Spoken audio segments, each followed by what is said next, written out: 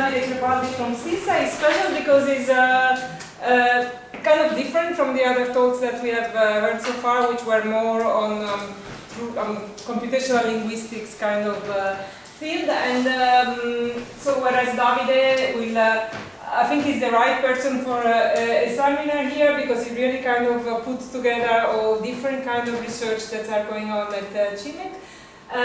So the things they work on mind, brain, and language. And how we got to know each other? Well, it happened at Marco Marelli's wedding. So it was during a nice dinner. And I thought, isn't this guy interesting? And then I met him again in a coffee break during the conference. And I thought that there was something nice in the chat, so then I went to look on his website and I discovered that indeed he's doing extremely interesting research, and that's how the idea of inviting him came. And so I discovered that he also got his nice, he's rich man, so he's perfect, working on ESC that is just starting, more or less. And I guess he's going to speak out about this. So let's thank him for being here. Thanks a lot, Raffaella. Thanks a lot. And thanks everyone for coming and for inviting me. I'm very happy to be here talking about what I'm doing right now. Yeah, as Raffaella was anticipating a little bit, today it's going to be a little bit of a talk, a mix of things. So it's going to be partly what I've already done, so some data to show you and to talk about, but also substantially about some ideas that I get out of this data and they still need to be tested. So it's supposed to be very interactive, and if you have any feedback at any point of the talk, I'm very happy if we interact while on the go.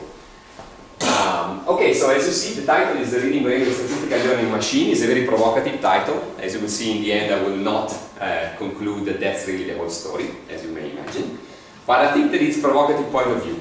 Provocative in the sense that can provoke new research and probably can allow us to see things from a slightly different perspective as compared to what has been done in the past, which may, or may not, we will see, reveal interesting parts of the visual identification system. Word visual identification system, obviously.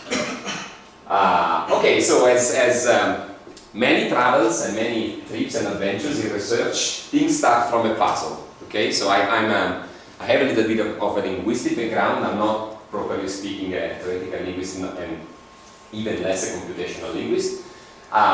But the few things that I've learned about linguistics when I studied it was that you cannot have in morphology if there is no meaning involved, right? So morphology is about meaning.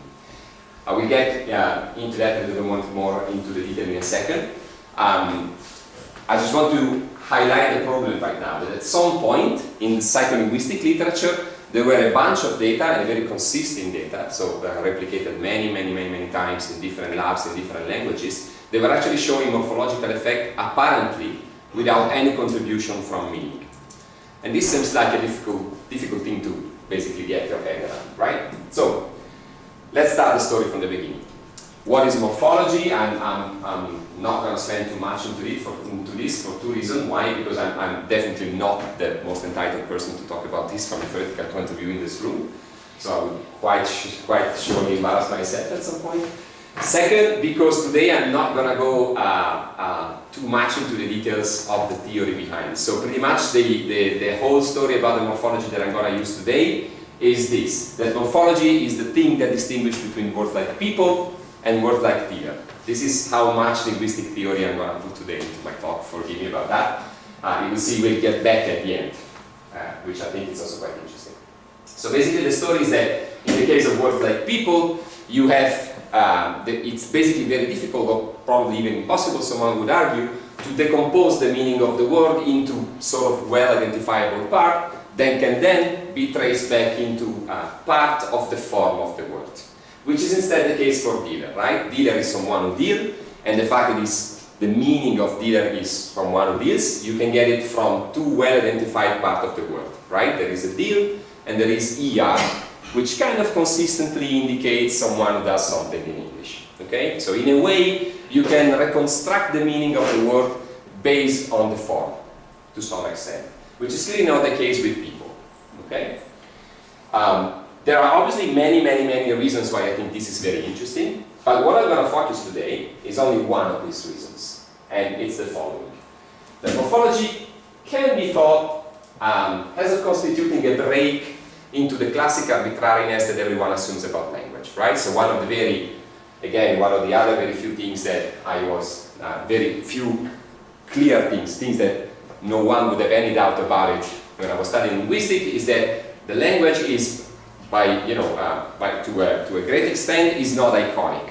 So there is nothing that is intrinsically related to the form that you use in language that can give you a cue about the meaning of that word, right? So if you take elephant, table, hit, drum, you cannot see any connection with the meaning, right? So the fact that the elephant is called elephant, it could have as well be called peep, or whatever you like, and it would have worked fine, okay? As soon as we agree on how we use the labels, there is nothing into the labels that directly cue you towards the meaning. Of course, there are exceptions to this, but people tend to agree that to a large extent, language is like that. Now, if I ask you, though, what is the meaning of these two words, right? Of course, you may know it, of course, but imagine you're at the stage where you're learning English and you don't really know, and you go to a supermarket and buy a thing that you want to buy and then you want to eat for dinner, and you see that on the top of that there is it that you're supposed to preheat this thing, right? Even if you've never heard the word preheat, you will pretty well understand what that means, right? You know that there is something that happens before something else, and that this something is the act of heating, okay?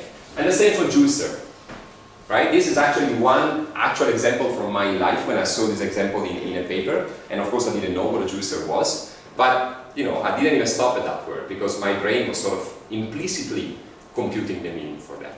Not very precisely, because for example this is not a person as opposed to dealer, but you can understand that there is an object that does something that is indicated in this case by the stem of the word, okay? Someone who produced juice. In this case, something that produced juice, okay? So there are connections. And there again, you can see that in this case, the form and the meaning are not really completely arbitrarily associated, okay? There are indeed cues in the word that can tell you something about the meaning. It will never tell you the whole story, or very rarely so, but there are connections. So this is clearly very different from elephant, table, heat, and whatever you want. An element that I think confirms very well this idea is that if you take the lexicon development historically, it has been computed recently, this figure, at least for English, I think. I don't know how much this is generalizable, but intuition is very, it sort of matches the intuition of the native speakers of any language, is that morphology is a prominent way in which language is developed. Okay, so like 70% of the new word entering English in the last 50 years were morphologically complex, and were coming from some sort of transparent combination of existing morpheme. Okay, think about bioweapon or guesstimate. Again, you may have never heard about the word guesstimate, but everyone has a clear idea in their mind of what that could mean. Or even better, things like untweet, which I think, by the way, doesn't really exist. But anyway, again, you can have an idea of the meaning about that word. So if you want, there is a connection between the two words, form and meaning. They are typically arbitrarily associated, sometimes not so arbitrarily. And of course, the brain jumps into it, right? So the brain is a fantastic statistical learning machine, and there are many different examples of how the brain is able to build basically the knowledge that it uses to process language on the structure of the word. So for example, I'm going to be very quick here, there are word learning experiments that prove basically that you can generalize the information that you can acquire morphologically, okay?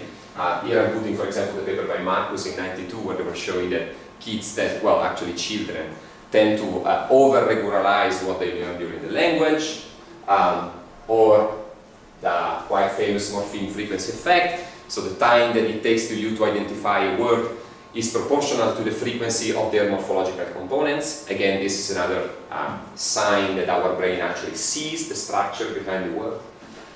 You get interference effect with non-words. We will get to that later on. So if I give you in a lexical decision experiment something like shootment, it's going to be quite difficult for native English speakers to reject that stimulus as a non-word. because it could, it could bind together quite well, and you could even attribute a meaning to that in a relatively easy way, right? Although that's clearly not an existing word. And then you have the phenomenon of priming. I don't know how much you're familiar with that, so I go quite quickly over it, which basically essentially shows that if you have to do something on a word at a given time, and I show you just before that event a word that is related to it, you're going to be typically quicker or slower in some conditions, but you're going to be sensitive about the relationship between these two words. And when this relationship is morphological, you get a clear advantage. So if I give you dealer and then right after that the word deal, you're going to be quicker in processing deal as an effect of the fact that you've been exposed to dealer right before that. Okay? But of course, this fact per se doesn't prove much about the existence of morphology, right? Because if you think about it, dealer and deal not only share their morphology, they share lots of other linguistic level of description, right? So they are formally similar, similarly to will and deal, where the similarity in form doesn't come with any similarity in meaning. And they are also similar in meaning. So you could think that they are comparable to things like buy and deal. So what psycholinguists typically do, they run experiments where they have all these conditions together, and they typically tend to show, that's quite reliable results, that the priming effect that you get for dealer deal is larger than the effect that you get from will and deal and buy deal. So the fact that you cannot basically decompose the overall morphological effect into a component for the meaning and a component for the form, it's sort of a sign, it's typically being considered as a sign of the fact that you have some morphological representation in your brain, and that you use those morphological representations when you see these complex words going on. Interestingly though, language is so nice for this kind of accident that you can get. You also get something like corner and corn, right? Would you say that this is a morphologically complex word, that corner is morphologically complex? Even if you know nothing about morphology, just guess. No. Okay, we all agree. I would also say so. And in fact, the first experiments on morphology that I ran, this condition was actually the control conditions for dealer deal. So we consider, for example, in my case, I come from a mainly neuropsychological background, we consider aphasic patients to be sensitive to morphology only if they were bad here, but not here. Okay? So that it's the perfect condition. You have exactly the same sort of structural relationship between corner and core and dealer and deal, but you're missing the semantics. And then guess what? After you're a PhD student, you run 4 years of experiments based on this opposition, and then you find out that somebody else has done exactly your experiment showing exactly the opposite results. And you start crying. You will get over it, don't worry. In this particular case, what happened? That at some point, people was using a particular form of priming, which is the Musket Priming paradigm, where you have exactly the same structure that I was telling you about. So you show a word that is related to the word that is coming just next. Okay? The only difference here is that this series of visual events happens so quickly that you become completely unaware of the presence of the prime.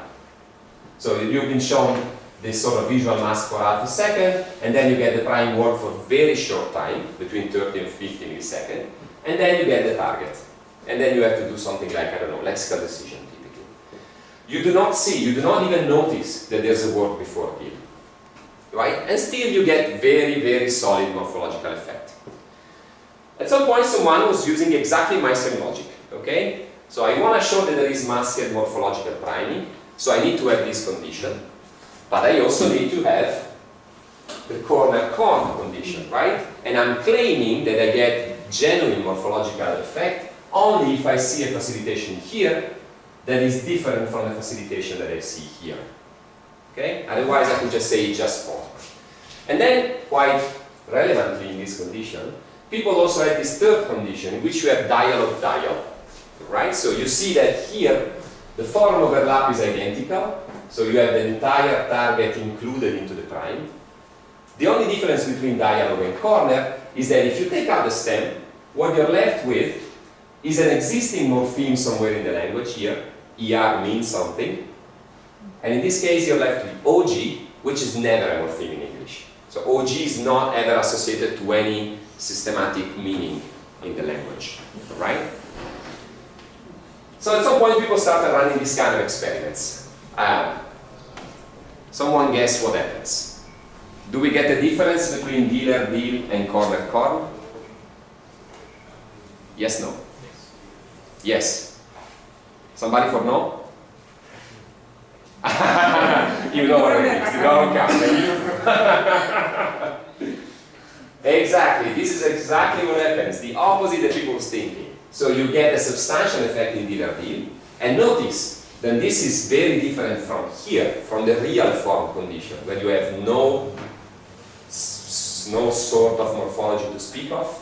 But corner goes together with dealer deal.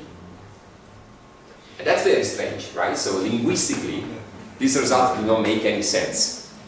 And so people struggle for years. What the hell does this mean, right? So why should be the case? Notice that this doesn't even make much sense in terms of behavioral linguistics, so more from the psycholinguistic point of view. What kind of advantage would you get into thinking that corner may be someone who corners? That's not the meaning that we're aiming at. So this is only slowing us down. Right? So what could ever be the meaning of these results? Well, today we're going to explore one possibility, which is at the basis of the proposal that I'm telling you about. And this possibility is basically gets back to the former consideration. That the reason why you get this effect is exactly because morphology provides some shade of regularity into an otherwise mess. You have no idea how form correlates to meaning, but you notice that morphology brings some order there. And so your system may be able to capture these regularities and build on them. Particularly, think about pure visual word identification. So think about purely the form side of the story. Corn is a morpheme. What does this mean? That basically, the letters C, O, R, and N will occur together in the language quite frequently. More frequently than other sort of random organization of letters, like C, A, R, N. They are surely less frequent than C-O-R-N. So basically what the morphology is bringing is regularity, not only in the correspondence between form and meaning, but even at the pure form level, it allows you to make some prediction of what's coming next. Okay, so morphemes are also frequent chunks of letters. The brain notices that, develops some sort of representation, and takes advantage of this. Okay? That's pretty much the working hypothesis. Here I put just a very simple illustration of my case. What I've done here is to generate 16 is just obviously an arbitrary number, 16 chunks of letters. Some of them are morphemes, and are the ones that you find indicated in red. They are put here on the x-axis. On the y-axis, you have the number of words in which these chunks appear. And as you can see, the morphemes are quite systematically towards the end of this distribution. So the morphemes tend to appear in more words than other random chunks of letters. This is of course a very simple illustration. I take these 16 things completely arbitrarily, but obviously then we run some sort of more in-depth analysis, and the results just hold. And they follow the intuition that morphemes tend to be frequent chunks of letters. Okay? So from this, the main story for today. Maybe what's playing around here is basically some sort of statistical learning, right? So the brain, again, is noticing these regularities in letter co-occurrence and is building on these regularities to provide prediction in a way that makes their perceptual identification of words a little bit quicker and a little bit less error-prone, okay? This gets back to the 50s or 60s, right? The old idea of chunking, the magic number 7 of Miller, this kind of stuff, right? If you can pack your information, if you can reduce the memory load that you can have, then you get some advantage. Of course, you cannot pack everything, because our experience is so diverse that we will never be able to make sense of everything that we do. But we can notice some statistical regularities in what happens to us, and when two things get together, they get associated. Maybe this is one of the prominent mechanisms that is behind visual word identification, and maybe that's the reason why you see this strange corner-corner effect. Okay? Taking things a little bit more general, this is gonna be the new approach to reading that I would like to explore. So the scripts, alphabets can be seen as fully fledged visual systems. In the end, that's what they are, right? Visual objects, things that hit your retina, just as much as chairs, tables, and anything else. If they are so, they can also be studied as such, without necessarily much contact with language real, right? With the semantics, with the syntax, with what makes language special. Okay? If that's the case, maybe the way we learn to deal with them can be captured by general perceptual mechanisms, for example, statistical learning in this case. And maybe, and this is going to be the most interesting part, also the way we learn to map the form onto the language realm, onto the meaning of things, can also be captured somehow by statistical regularities. By assuming that the brain is sensitive to this sort of co-occurrence structure that you get in the input, and then basically builds on that to help its own work. Okay? So this was the part of the talk that was sort of developing the idea. Now what I'm going to talk about are three, if I remember well and if I have time, three completely different bunches of data that to me really sort of support this idea. And at least I think they would suggest us that it make it worth to explore it. First thing, positional constraints in morpheme perception. Okay, this is going to be the most, strictly speaking, psycholinguistic part of the talk. What do I mean by that? Well, morpheme have positional constraints, right? So suffixes tend to happen at the end of word, or at least they follow the stem. They are never before the stem, right? So you see kindness, but you never see things like ness kind. Same for prefixes, just the other way around. Okay, you have pre-hit, and you never have hit pre. Interesting.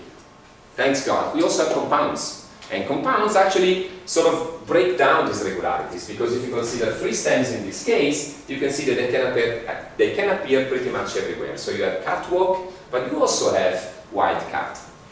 So cat can happen to be at different positions within other words. And this is by no means a trivial thing. I mean, it's obviously trivial because everyone can do it very easily. But if you don't code for position, then you're not going to be a very proficient language user. Because the language, maybe not Italian, but lots of other languages are full of these things. Morphological anagrams. So the two words hangover and overhang, identical morpheme, and of course it's quite critical that you remember what comes first, right?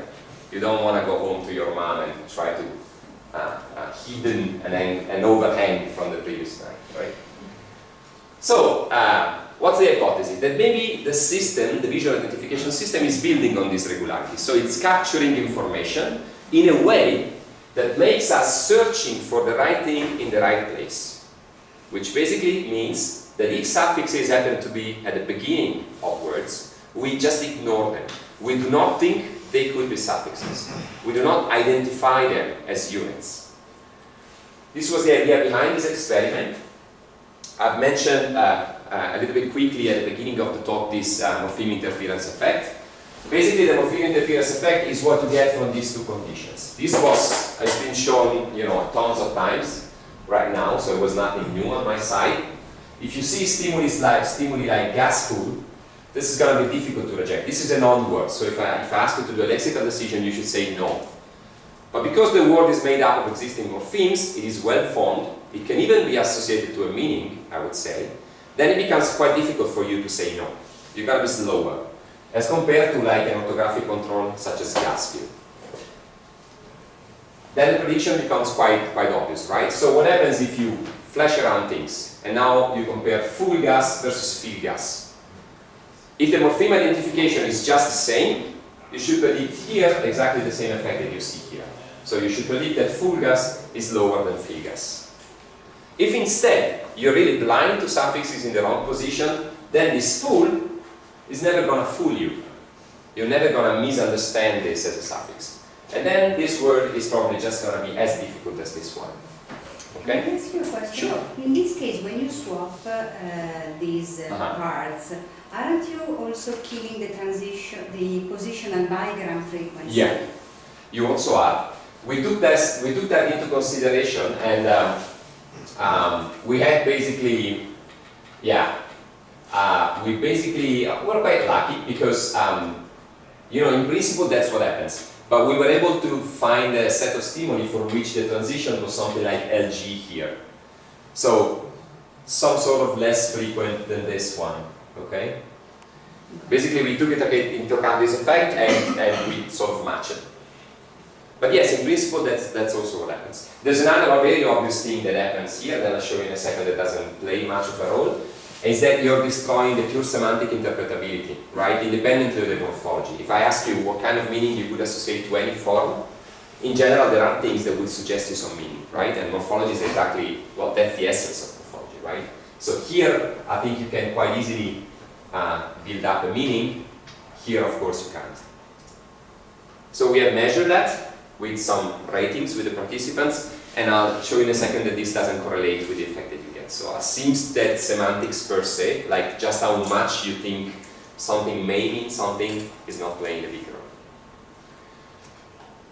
And here are the data, okay? So you see that we replicated the classic interference effect, gasful slower than gasful, this is response time. And these are non-words, so this is what you expect, that you should be slower in rejecting gasful as a non-word as compared to gasful. But when you swap the morphemes, the effect just goes away. Okay? Then we need a second obvious thing to do. We also have the same thing for prefixes, because of course you cannot exclude just based on the previous experiment that it's something special about the beginning of a word, right? You don't want to see strange things at the beginning of stuff. Very basic alternative explanation. Not very plausible, not very interesting, and that was also what the reviewer thought, so we had to run another experiment. But we are lucky and we also have prefixes in the language, right? So we could do exactly the same effect, just all symmetrical. So now we have pre-hose versus pli-hose, and we just flip the two morphemes around. And you get exactly the same story. Okay, so pre-hose, the entirely morphologically built up word, non-word, is very slow as compared to pli-hose, but the difference goes away if you consider host pre versus host play. So it really seems that for prefixes and suffixes, that is, for those linguistic units that actually have positional constraints in the language, the brain is sensitive to that. And even build morphological representation that only works when they are in the right place. Okay? Then again, rather obvious follow-up for this. Let's go to stems. Sorry, this is a bit quick.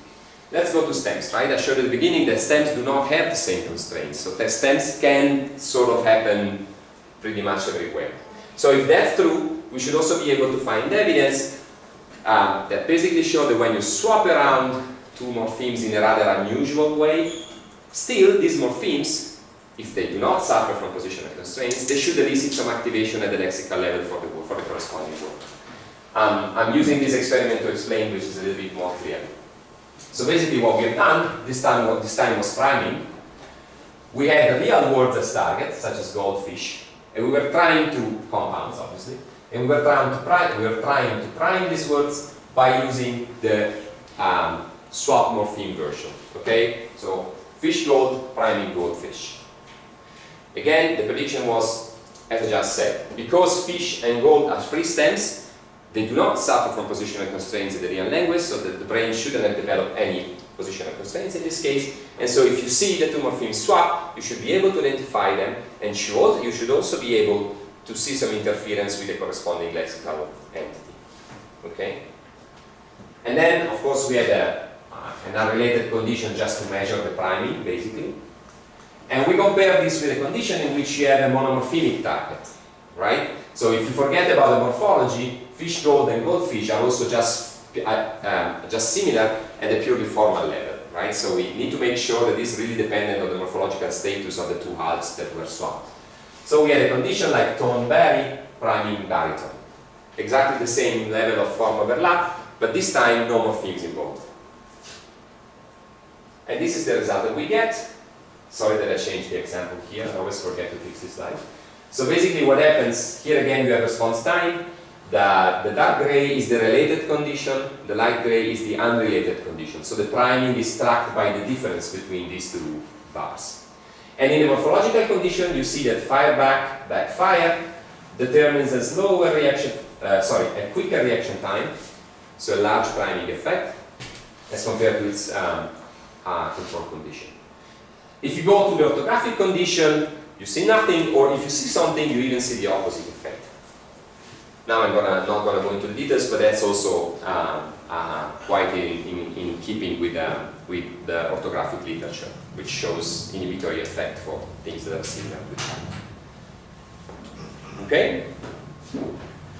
So if you want to wrap up the story, basically, yeah, this goes in the direction that we were sort of hypothesizing at the beginning, right? So there are positional constraints. When there are, your brain captures them. When there are not, your brain, of course, doesn't capture. Which sort of, I think, resonates quite well with this idea that what you're doing is really sort of being sensitive to regularities in your language input and building representation, which of course then become fully fledged real linguistic representation, but at the purely perceptual level, they are just influenced by all these regularities that were captured by your brain. Of course, all these experiments, if you want, are quite shallow in a way, right? So, I mean, imagining that we don't see ness as a suffix at the beginning of a word is not particularly surprising, right? But of course, there are many, many interesting things that now we can do, now that we have established a baseline. First of all, is it about word boundaries?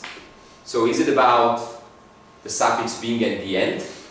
Or is it about some sort of more local constraints? So how the morphemes really get together in which direction? We don't know. With these experiments, we can't really tell because we only use two morphemic words. So the stem that was, the suffix that was not identified, for example, was both at the beginning of a word and before a stem. Which one of these two is the one creating the effect? Is it this because at the beginning or because it precedes the stems? We don't know. Even more, and I think this is even more interesting, this kind of statistical constraints, exactly because they are statistical, are very frequently not all or none stuff, right? Even in free stems, if you think about it, there are many free stems that can be everywhere in principle. But that particular one happened to be very often at the beginning and very rarely at the end. So if the brain is really capturing all these irregularities, it should be able to code for this. So for free stems, it shouldn't be all the same. We should be able to see that the constraints are actually graded, because that's how our linguistic experience is. Our linguistic experience is graded. It's really black or white. There are instances, of course, of black or white, suffixes and prefixes, but the free stems you should be able to see some modulation, right? So if I give you a pseudo compound in which the two morphemes are really in their typical position, that should be very difficult for us. Way more than the same exact pseudo compound, but where the morphemes happen to be in a very strange position for them. Very rare. Maybe attested in the language, but not frequent. Okay? And this is what we are testing now.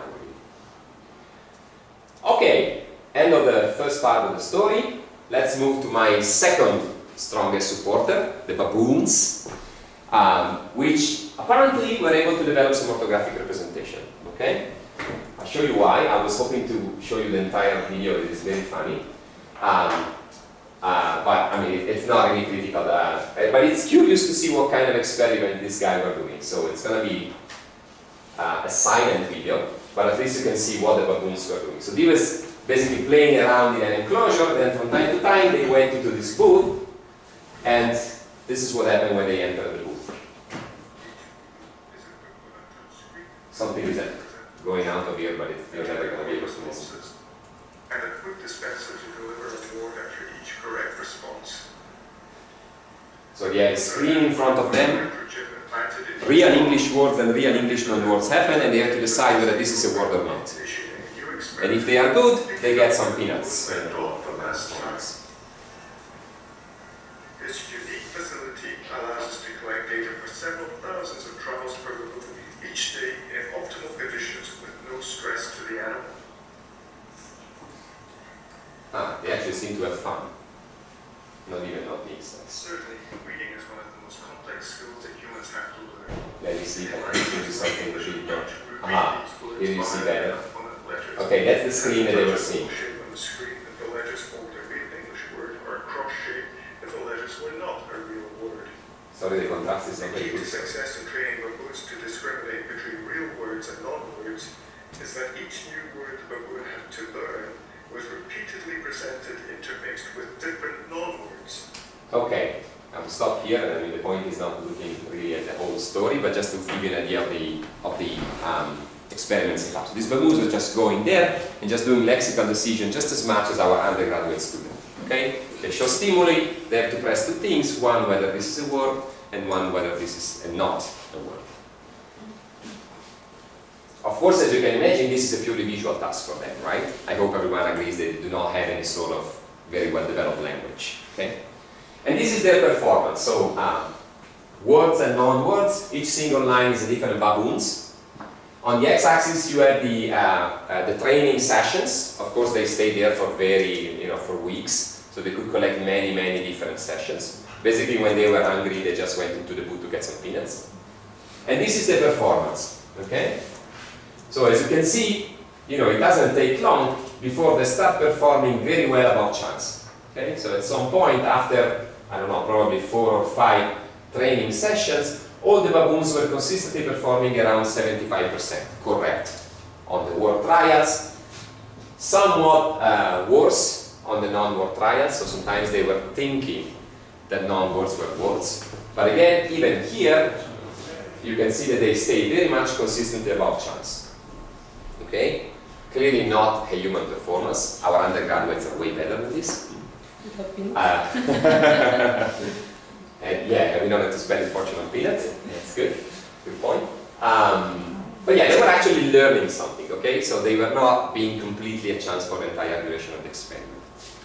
Maybe the first lines they were able to listen to the video notice that Jonathan Granger, the author of this work, was also mentioning that the little trick to have the baboons learning effectively was that the real words were repeated more than once during the course of the experiment, which was never the case for the non-words. Okay? This is the fix that it was necessary, and of course you can think, okay, so this is just memory, right? So they just when they see a word and they have seen that item already, they know that that's a word. So they're just disentangling things that happen to them more than once versus things that happen only once. Okay? And the color was the words were colored, but the color were random. The color were random, yeah. And I think it's actually the screen because I'm not sure that the original experiment was like that. But probably just white and black. So what becomes critical in order to understand whether this is only pure rote memory is to see the performance on the first instance any single word was looked at, right? So if it's about memory, the first time you see a real word, you should be just random. Then the second time you remember that you've seen already this word, and then you start being good and press yes all the time. Okay? So the prediction, if this is only a rote memory, it should be that then when you just plot the performance on the words that were seen for the first time during the experiment, they should just be completely random. And this apparently is not the case. So forget about this graph, just concentrate on this. These again, different colors are different baboons. This is the percentage of non-word responses on the first time that a word was seen. Okay? And this is the word, and this is the non-word. So there is a neat difference between the real words and the non-words, even on the first instance that given stimulus was shown. So there was no possible memory for that item in those baboons. And still they were seeing something into the words that they didn't see into the non-words. Of course, with all the caveats that you can think of, the performance is not 0-1, it's not really human-like and whatever, but it's not chance either, so that was the main point. Okay? Do you have a comment, Robbie? No. Well, I was curious on how the non-words were constructed. Yeah, I'm going to tell you in a second. Yeah. The non-words were just randomly generated by an algorithm. But what happened with the case is that, of course, their, again, letter statistics, in this case, the bigram frequency, the mean bigram frequency of those chunks, were obviously lower than those of the words. Okay? Here is measured in a different metric. This, of course, you cannot read this. This is orthographic distance to words. It means how many change in each individual letter you have to make in order to go from the actual stimulus to the first existing word. So how much difference is that non-word to existing words, basically. And this metric goes from 0 to 4 in this case, anyway, there's some dynamic here. And here you see the percentage of accuracy. And as you can see, again, different colors are different baboons. All baboons were sensitive to this variable. Basically, what this graph says is that when the non-word was very similar to words, they were more close to chance. They were more likely to misclassify this as an existing word. When the non-words were very far away from being a word, so they had very strange orthographic appearance, something like Y-U-T-T, something like that in English, for example. They were very good, and pretty much all the time, look at this red guy, this is crazy, 100% correct. Okay? And here for comparison, you have exactly the same sort of relationship plotted in humans. Of course, to completely different scale, you see that we are slightly less accurate, I would say. But the qualitative relationship between the two variables is very alike. Okay? So that was mainly the point for them to say what these baboons were doing was computing letter statistics in a way that they could have some sort of implicit cue, even the first time that they see any string, to try to guess whether that was an existing word or not. Okay? Again, many different caveats to be made. But the interesting point for me today is that baboons are non-linguistic entities, right? They do not speak any language, they do not have any semantics, of course they do not understand what these words mean. And still, just based on the very peripheral, I would even say perceptual characteristic of the stimulus, they were able to disentangle existing entities from non-existing entities. And this cannot be traced back to real language, of course, because language is not there. There's a funny joke that Jonathan Granger tells all the time. No, actually once, and that was actually the reason why it was so funny. He was presenting this data in the Congress a few years back, and then one person in the audience raised their hands and say, why did you specifically choose English as your election language for this study? And he said, oh yeah, then because these baboons can then travel everywhere. Playing on the fact that of course the semantics is not there, right? So they cannot travel anywhere anyway, apart being close in an enclosure. Okay, so right, end of section 2. So what I hope I have convinced you about is that if you stay at the pure form level, so again we're talking about perception of things that happen to be associated to language, but per se are just visual objects, that is visual words, you can find some trace of sensitivity by our brain, and even the brain of our ancestors, if you want, but anyway, other species that are non-humans, that are clearly non-linguistic. You can see sign of this statistical learning happening, at least in some form. Okay?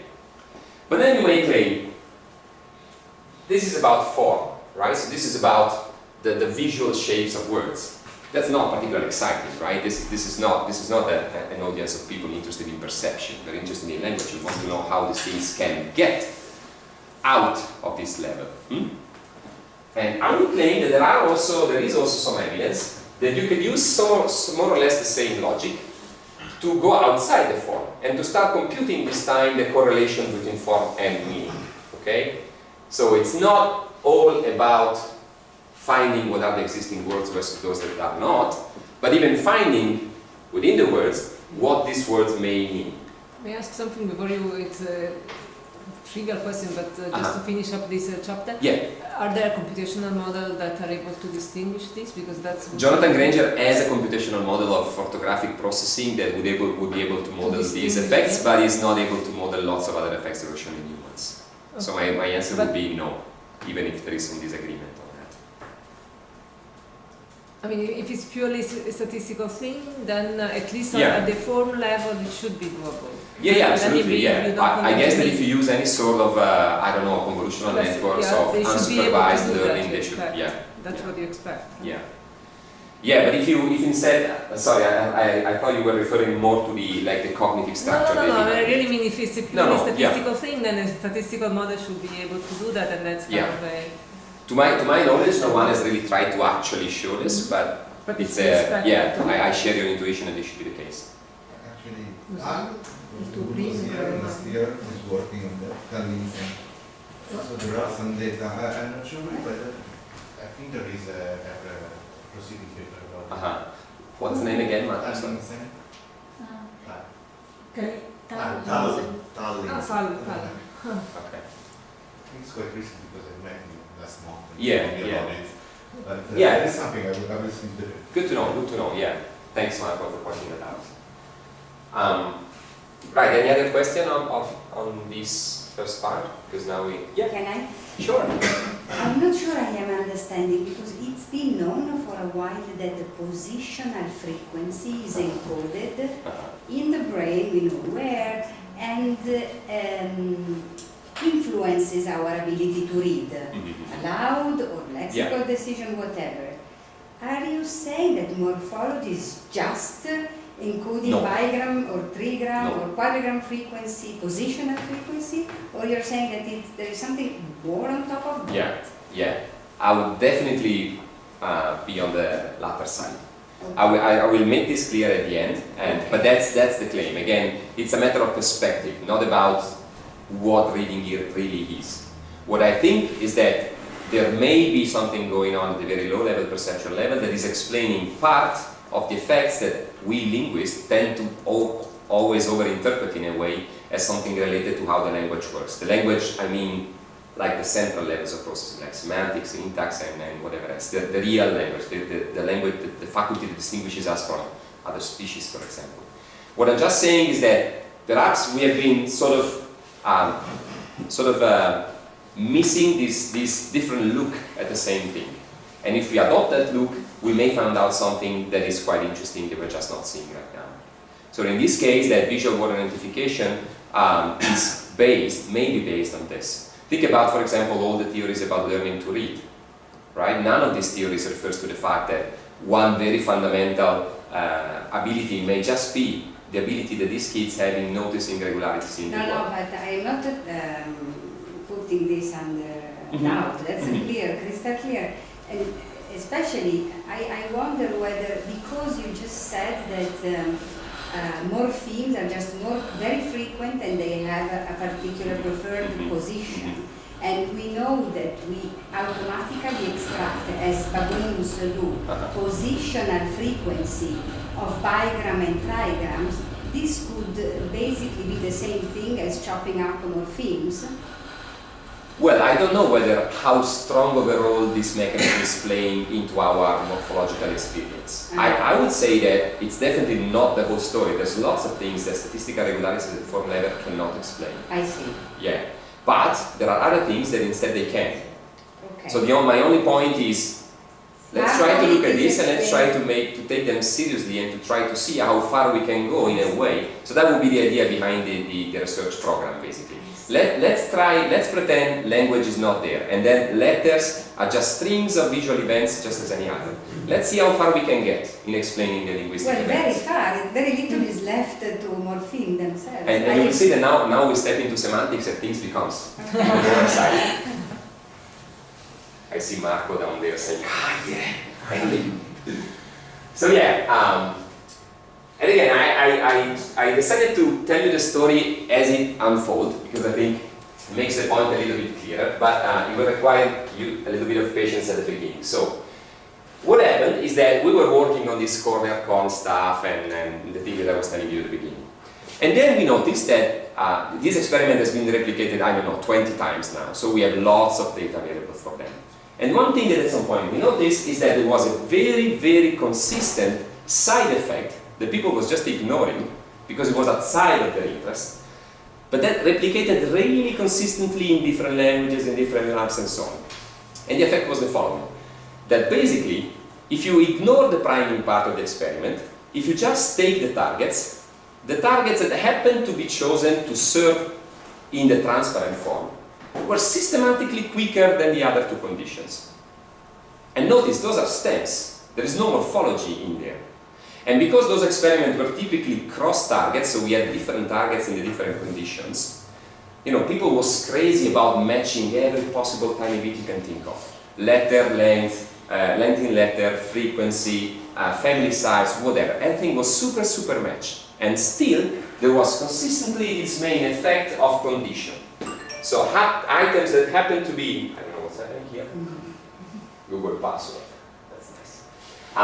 So everything that happened to be in the transparent condition was quicker than in the other condition. That was pretty funny, right? Why is that? Okay, I see the distance. And then, What does minute responding? Yeah. I can get back to that because I'm not sure it's going to be much clearer. But anyway, I will try to make it clearer now. Maybe I should go to this slide, which is a little bit easier to explain. Because you see the design right in front of you. There we go. So this was the classic experiment, okay? So you have priming for dealer deal, corner, dial. Right now, pretend this experiment is not about priming. So forget about what happened to happen before you see the target word. Okay? So suppose now you're comparing just the response time to deal, corn, and dial. This would be a main effect of condition, right? So things that are in this condition are just generally quicker than things that are in this condition, things that are in this condition, independently of whether the prime is related or not.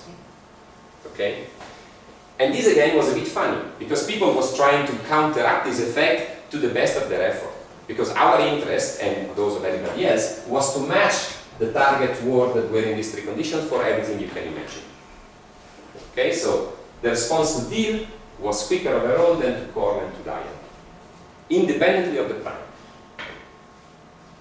Okay? Is that a bit clear? Good. And we were sort of scratching our heads onto it and saying, what's going on here? It's very, you know, we could just think that it's sort of a, strange effect that just happened to be there. Or maybe there is something systematic. And because the effect was so really consistent, we were sort of tending to the second. So the stem of the word that the words that you can use as a stem are faster. Are faster, yeah. In transparent conditions. And now, maybe I should tell you the second part of the story, things will become clearer by themselves, I hope. So what was the intuition? The intuition was that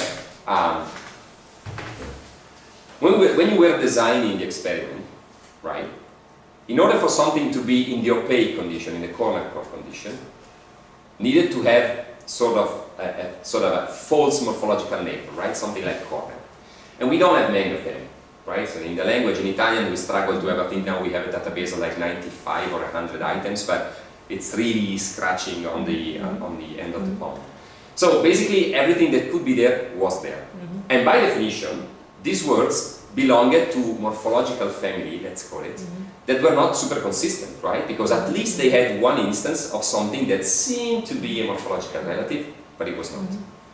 Now think about the transparent condition. That's exactly the opposite, right? So words that ended being in that condition were words for which we were able to find a consistent neighbor, right? Something like dealer. So that intuition that Marco and Simona Amenza had, that basically what happening here is that the words that happen to be in the opaque condition, there is just a mess in understanding what's the meaning behind them. Because they have many different neighbors, and at least some of them are not consistent. Take it from a different perspective. If you look at the form of this word, it's difficult to guess the meaning reliably. If you see deal, you know that whatever comes next, it has something to do with someone selling something to somebody else. If you see corn, then depending on what's come next, this could be Cornwall, so it could be about traveling. It could be corns. It could be corner. So you have basically no idea about the meaning. Okay. So we tried to formalize this a little bit, and I'm sorry that I'm not going to be very formal. I took every equations out of the top, but if you want, we can go a little bit more in depth. But that was pretty much the idea. We wanted to develop a measure for this intuition. So what we've done, at least at the beginning, it was taking the stem, in this case corn, then get all the words that start with that stem. Morphology was never involved, it's just a pure orthographic form. Then we took their semantic representations, and then we just compute their average similarity. Okay? What you get out of it is what we call the orthography to semantic transparency of the word, which we consider it as the internal consistency of the form family in terms of meaning. Just a different way of saying the same things. How similar in meaning are words that are also similar in form, which ultimately mean how good of a cue to meaning is that particular form. Okay? So what we've done then after that was, again, very simply, we just took from the British Lexicon project the average response time of a large number of English words, and we use the OSC for these English words to see whether this correlated to their identification time. Here we build like basically a regression model where we put some other obvious predictor like word frequency and word length, which we know explain a substantial part of the variance. But even if you have all these predictors, when you put OSC into the model, this is what you get, another very significant predictor. So basically, the story here is that this form-to-meaning consistency is explaining a unique part of the variance in the time that it takes to you to identify words. If a word points straight away to a very well-identified part of the meaning, it's very easy for you to understand it. Actually, to identify it, because this was lexical decision, so a very non-semantic task, and this is also quite interesting. Yeah, and this again is related to the relationship between the form and the meaning substantially. Okay? We went a little bit on with this, and we tried to find some other validations, if you want, of the OSC effect. So one thing that we've done recently was to see whether these also explain brain responses, some sort of brain responses. In this case, ERPs. Okay? So what we've done, we basically took a database of ERP data, for English obviously, and then we computed the OSC for a number of words that were included in these databases, and then we tried to see whether again, OSC was not only able to explain the behavior of people, but also their brain response. Okay? This is sort of ongoing work, so I don't have very final data, but this is already something that I think is quite interesting. Of course, you cannot see this. This is the OSC measure on the x-axis. On the y-axis, I forgot to say, these are ERP data about sentence reading. So this is another difference as compared to the previous one. The previous one was single word identification. Here instead is more natural reading, right? So people was reading real sentences to gauge the meaning, basically. And we know that one very strong predictor of the ERP and in general of the behavior of people in this condition is the predictability of the upcoming words. If your context gives you all the information, right? Yesterday morning I was very, no, this is not very good. I'm very bad at examples and so.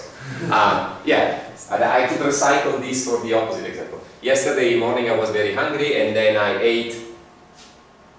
It can be banana, it can be sandwich, it can be chocolate, it can be whatever you want. But if you say Rovereto is a very good footballer and last season he scored 27, everyone knows that I'm going to say goal, right? So in one case you have very different reactions from the other case. And this is very well established effects in eye tracking, in ERP, in behavior, in whatever. This variable is actually tracking this effect. So what we got from this preliminary analysis is an interaction between OSC and this prediction value. So basically what happens is that depending on the level of the predictability of the following words, you get different effects of OSC. Right? You can see this, that the third dimension of the graph, basically the color code, is the amount of brain signal that you get. And you can see that, for example, if you go at high level of predictability, the color is very constant if you go in this direction. Meaning that if you change the OSC, the brain is not responding much. But if you go here, sort of intermediate level of predictability, you see that the color tends to change way more. And if you go down here, when predictability is even lower, you really get huge effect. So this seems to say, if you can predict the coming word and the meaning of what I'm reading up based on sort of higher level predictions, like which word is coming next, then I don't care too much about OSC. But if I'm not able to make a very good prediction of what's coming next, then I rely on whatever information I can get, even the internal consistency of the family of that word. Second thing on which I want to draw your attention, the two ERP components on which we find the effect was N400, which is the classic, very well-known lexical component of ERPs, so this was not particularly surprising, but quite interesting, even with LAN. LAN is a rather early thing. It happens to peak around 200 milliseconds, so it's very early on. And still, it seems that even if you're very early in processing, you get this modulation effect. What is LAN? It is LAN, we know that it's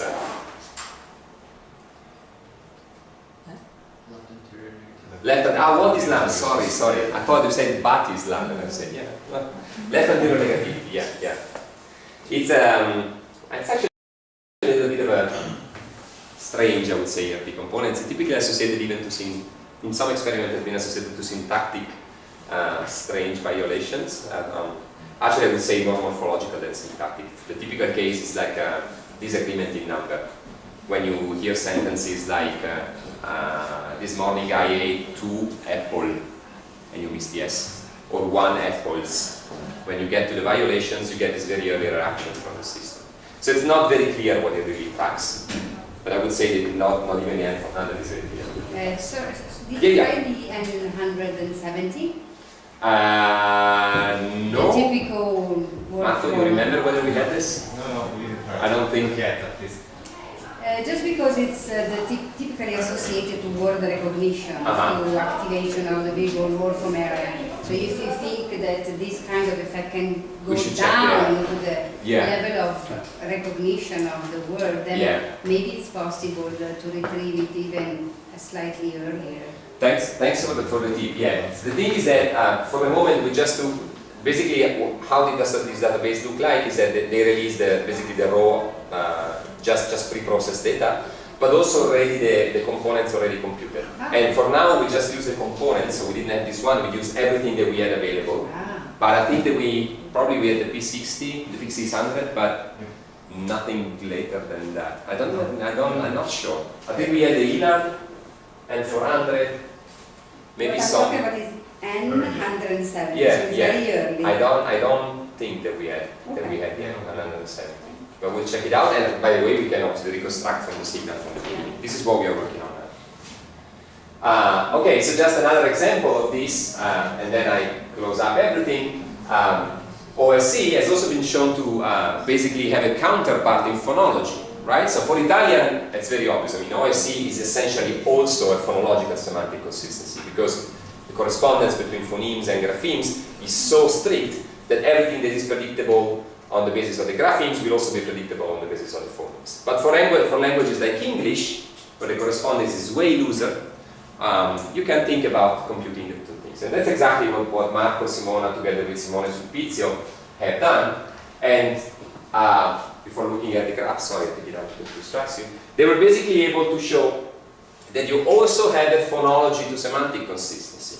So when you're able to consider a sample of words where the two measures do not really correlate too strongly, you see an effect of orthographic semantic consistency and also an effect of phonological semantic consistency.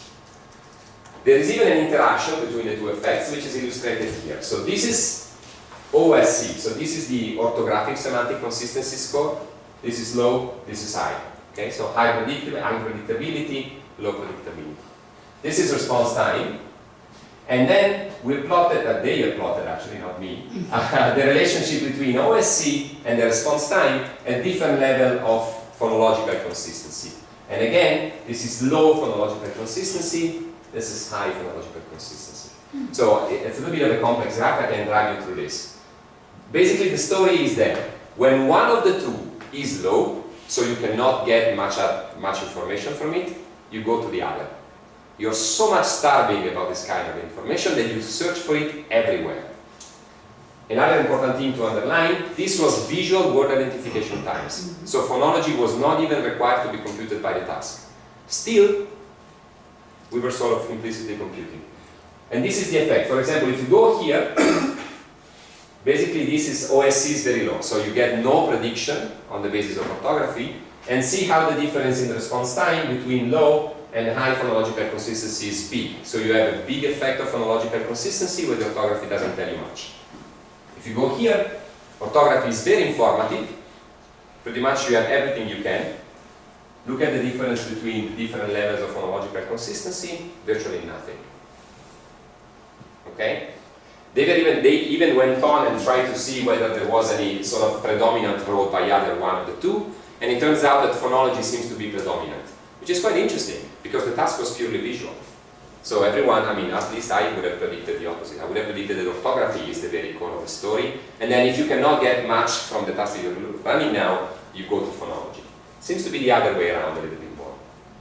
You first go to phonology, and then you get into orthography. Here we can speculate hours. I think that the most interesting perspective that you can have starts from a very basic consideration that language is spoken, right? So from this point of view, it's not particularly surprising that you're going there.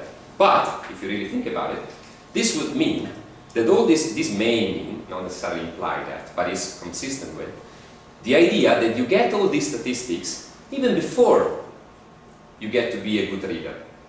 So maybe we are computing this at a very, very early age. Of course, the two things do not go together. But if you think that the explanation for why phonology is predominant to orthography sort of puts you in a condition to say, well, maybe it's because we already knew something, and when some more information gets in, if it doesn't correlate with what I already know, then of course I pay attention. But if it does, then I know it already. Why is that interesting? Which to me is very surprising and opens lots of, funny thoughts. Okay, I had another little bit, but I will skip it because it's not adding anything to the story. So getting back from where we started,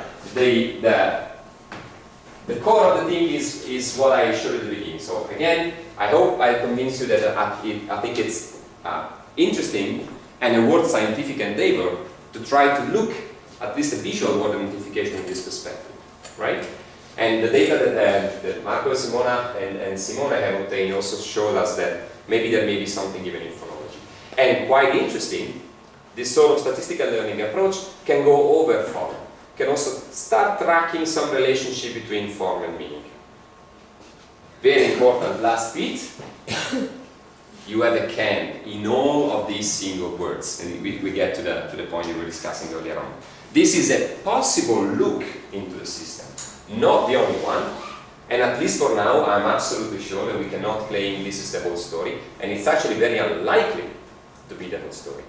Still, I think there is something to be sort of dig out that we haven't done yet, and that maybe can sort of helping us shedding out a little bit more light on a general theory of language, or at least how our brains come to deal with it. Okay? So before I close, just let me say thank to, in particular, Marco and Simona, who have been my main collaborators on all of this work, and then Kathy Russell and Colin Davis, with which I've done basically the work on English that I showed in the beginning. And that's it. So thanks to you for your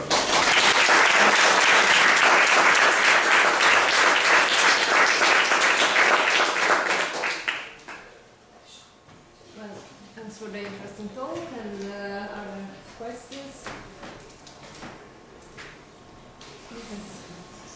I love it, it's fantastic. Do you have a database where you have encoded and tagged all the words in Italian with these orthography to semantic? I leave Marco go ahead, he's taking care of all this. We have it in English. You have it in English? Yeah, Okay, and that's it's great. about to be released. Hopefully, fingers crossed, it'll get translated. No, but also because I think of the inter-language differences in grapheme to phoneme transparency that influences that much speed and ease of acquisition of reading.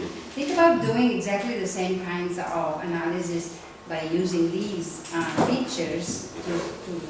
That would be a mean to show that all this enters into the reading system and makes it easy or not easy to learn to read. Absolutely. And another very interesting thing to me, which is kind of related to this point, is what about non-alphabetic languages? If that's true, if the real hypothesis is that basically the brain is so starving for correlations that it finds out whatever it finds, it should apply the same to languages where it's way less obvious to play around with this, right? Because with letters it's very easy. I mean, you have it's not very easy, but you can easily imagine that you have very well identifiable individual objects, so it's easy to identify them individually and then to track for the statistics. But what about the strokes in the Chinese language, for example? I don't even know whether there is a statistical structure in there. And I think that showing some of these effects in one of those languages would be a very good addition for the story. At least in terms of their generality, because of course this may apply well to alphabetic languages, but only in languages where the visual units of the reading are not so clear, both perceptually and linguistically, because I don't know much about Chinese, but I've heard that people is also not very clear about not only which is the phonological unit, but even the morphological unit. If you can draw a distinction where in this kind of scripts, which is remain to be seen.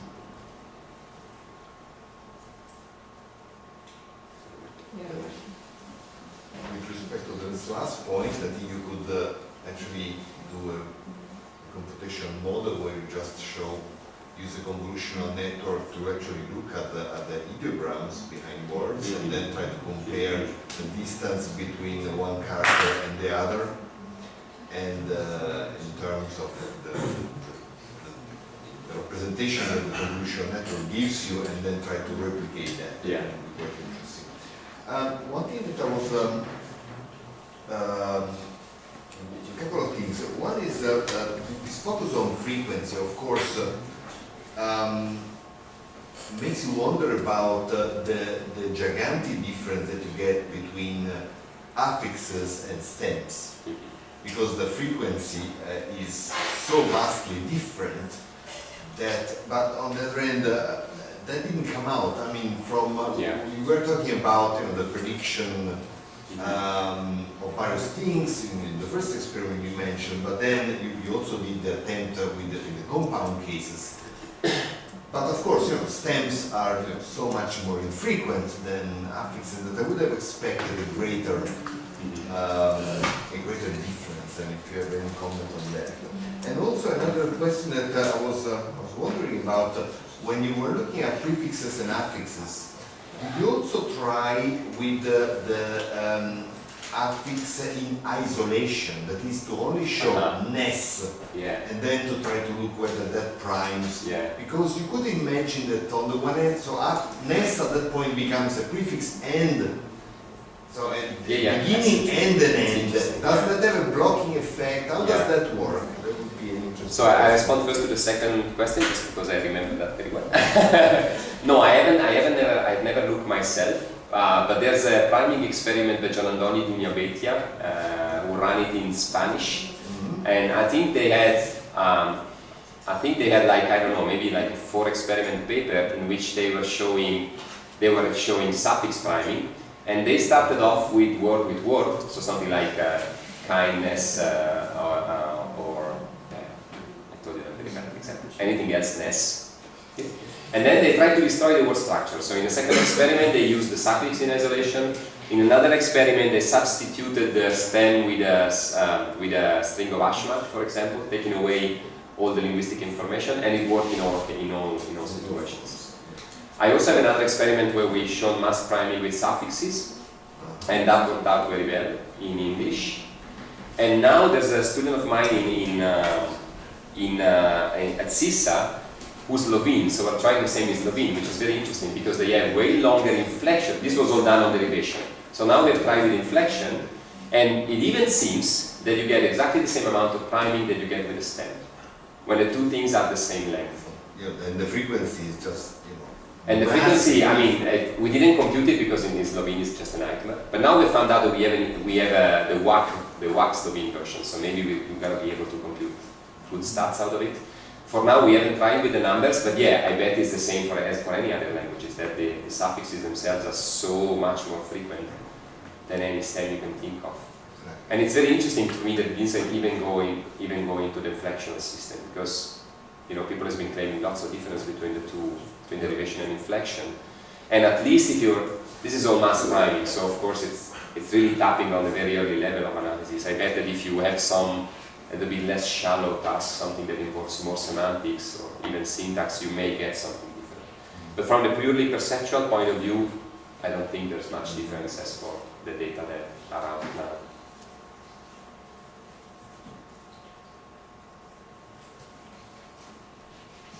Wait, no. Yes, I'm last. Go. First, okay. So I don't know how much. It's more a brain question, I guess. At what level do you think this learning is taking place? Because what you were saying before about the influence of phonology during visual word identification and statistical so if it's based on statistical learning about letters, right, going together or phonemes going together, that seems very different from what the baboons were learning. Right? They had just one modality, and that was. And in principle, this connection, may take place in early visual areas, right? Very early visual areas. But in this case, it can be that you have somehow statistical learning in two different parts of the brain, one auditory one and a visual one, and then you go to search first in the auditory one for phonology, and then if you don't find it, you get information. Or it might be that there is some more abstract level of representation. I don't know if you have never thought about we are actually running, well, running is probably a little bit more pretentious now. But we are thinking about running such an experiment, we are very curious. The difficult thing is that, of course, everything that I've shown now is like a snapshot of completely mature systems. So we have completely missed, if you want, the learning fact as it happens. So now the series of experiments that we are running now in the lab is basically playing around with artificial lexicons, in which we build ourselves the kind of statistical regularities that we think are most effective. And this is going to be all new for the participants, so they are really learning on the fly. And one of the things we want to do is try to have probably an MEG experiment where we try to address this. So go look exactly at the time and hopefully space of about just addressing the question that you asked. So you can add the two modalities? You can add the two modalities, You can actually, I'm not sure whether it would be easy to manipulate the two independently. But one thing that you can easily do, for example, is just having the learning happening in the two modalities, right? Versus one. In some experiments, there's lots of learning experiments. I've just mentioned it in passing at the beginning, where people is already doing that. In a way that I think it's not very effective for showing this effect because it's very guided, it's very formal. So the experiment is basically you come into the lab and the experimenter tell you, okay, now there's a new language for you. This is pig. Repeat this with me. Pig, blah, blah, blah. So it's very school-like. So I don't think it encourages a lot this sort of implicit learning. So now what we're trying to do is using the sort of the baboon more type of experiment. So people have to guess themselves what are the real words and not the real words. And you can do this in one modality, you can do this in two modality, and you can make the two modality go together or not. We still don't know what happens, but I think it's a very interesting question. My intuition right now is that this is more like a perceptual mechanism that sort of gets inherited by later levels of processing, if you want. I would not think that, structures like the frontal lobe, for example, is really computing independently of what happens early on in the stream, this kind of stuff. Because on the perceptual level, this sort of statistical learning is already very well established, right? It's nothing particularly new. The new thing is considering, if you want seriously this hypothesis and see how much this affects other domain, or better, domain that were believed to be other until a few years back, such as, again, language. So, although, you have this phonology over orthography piece of evidence that sort of may suggest you that there's something special about that. But again, I mean, this gets close to the question that we are after with the blind, right? Is it about the modality, or is it just about the way of computing things? And then if the things comes along visually, then you get it visually. If it comes along acoustically, you get acoustically. If it comes haptically, you get it haptically. I mean, if for instance you look at the 170 components, right, which is the one where usually the WFA fires, which is active mostly when you read words, not when you listen to it. I mean, sometimes you find it, but and then you see this effect of phonology in there is because I don't know. It's maybe it's Thank you. It's a very good suggestion. If this ends at 170, we didn't really think about it, so we're gonna look into it. Thanks a lot. One last question. Sorry, but No. You were before you were saying, well, statistical learning might not be the whole story, and so the only other suggestion, the only other option I thought would be like universal grammar, but there's no specific mechanism for acquiring orthography or phonological patterns. So I was wondering if there's any other third option you were thinking of, because how we could acquire this knowledge without statistical learning. Not that I can think of right now on the spot. No, I don't know. I really think I would prefer to remain agnostic, if you want, at what happens, at later level of analysis. Of course, there are also some sort of statistical regularities that can track some of these more, if you want, central features.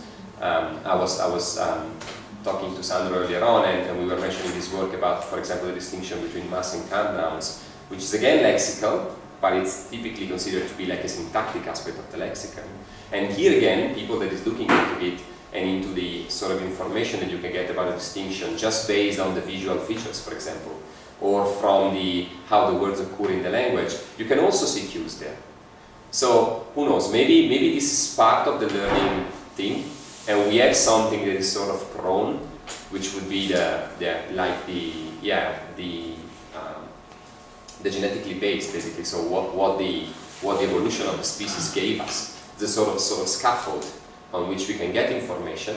But of course, we don't know that information. Information must come bottom up. So maybe statistical learning is exactly the mechanism that put things into place, into the scaffold that evolution has provided us with. Whether this is universal grammar, I wouldn't say so, just because it's not very fashionable anymore right now. But I don't want to take any stance, because I really don't know exactly whether this would be something that, you know, Chomskyans would be happy about, or they would say, oh no, that's not what we mean by UG.